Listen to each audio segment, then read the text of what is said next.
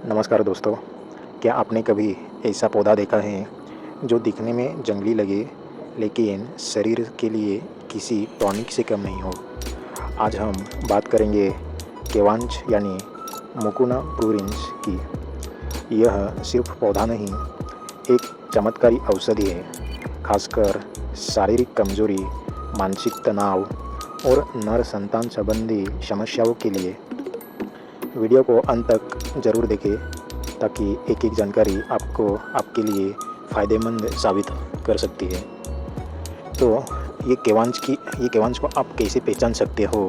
तो ये केवांच एक लता वाली बेल होती है जो झाड़ियाँ या पेड़ों पर चढ़ती है।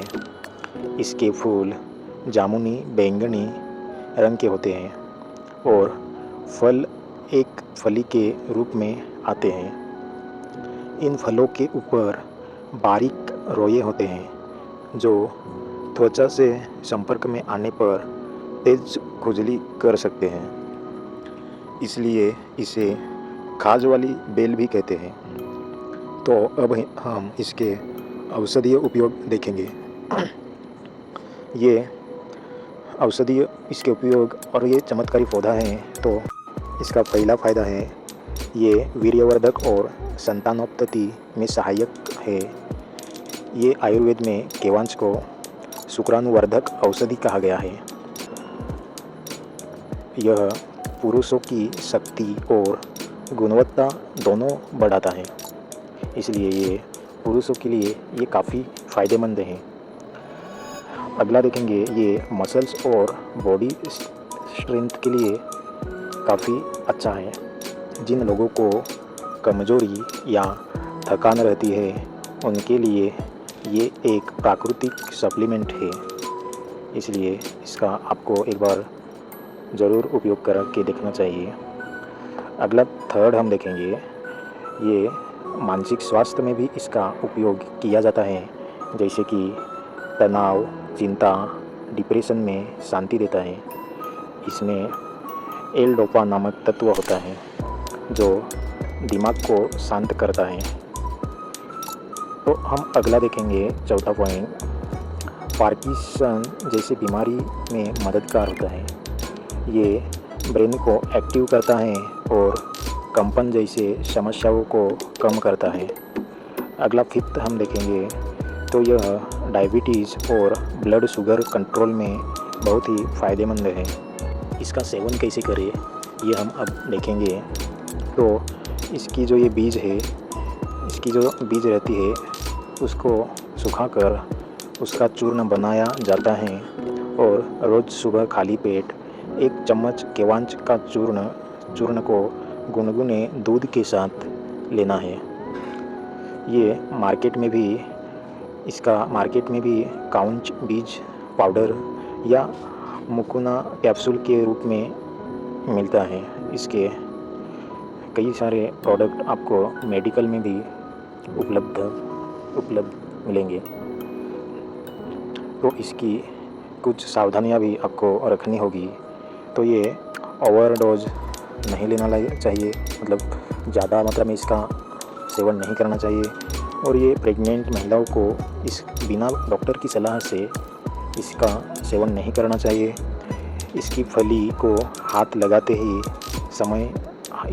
को हाथ लगाने से पहले आपको बहुत सोचना ज़रूरी है, बिकॉज बहुत ही ये इसकी जो ऊपर वाली ये जो हिस्सा है वो बहुत ही उससे खुजली होती है। और हाँ, तो अब हम इसकी खेती कैसे हम कर सकते हैं ये हम देखेंगे। तो यह जून और जुलाई में इसकी बिया की बोआई आप कर सकते हैं, करना है। ये बेल तेज़ी से, इसकी जो ये बेल है ये तेज़ी से बढ़ती है, थोड़ी सी जगह में भी ये खूब फैल सकती है, इसलिए ये जब आप लगाओगी तो अच्छा सा आपको मंडप भी करना होगा। तो इसकी सिंचाई भी बहुत कम होनी चाहिए। यह सूखे में भी बढ़ता है, इसको ज़्यादा पानी की ज़रूरत नहीं होती है। ये जैविक खेती के लिए उत्तम विकल्प है, तो इसकी आप आसानी से खेती कर सकते हैं। तो हम अभी केवांच का इस्तेमाल किन किन चीज़ों में होता है ये देखेंगे। तो इस केवांच का आयुर्वेदिक दवाओं में जैसे कि अश्वगंधा का चूर्ण, कईच बीज पाउडर आदि में, और जिम और बॉडी बिल्डिंग करने वाले भी इससे एनर्जी बढ़ाने के लिए लेते हैं। पुराने ज़माने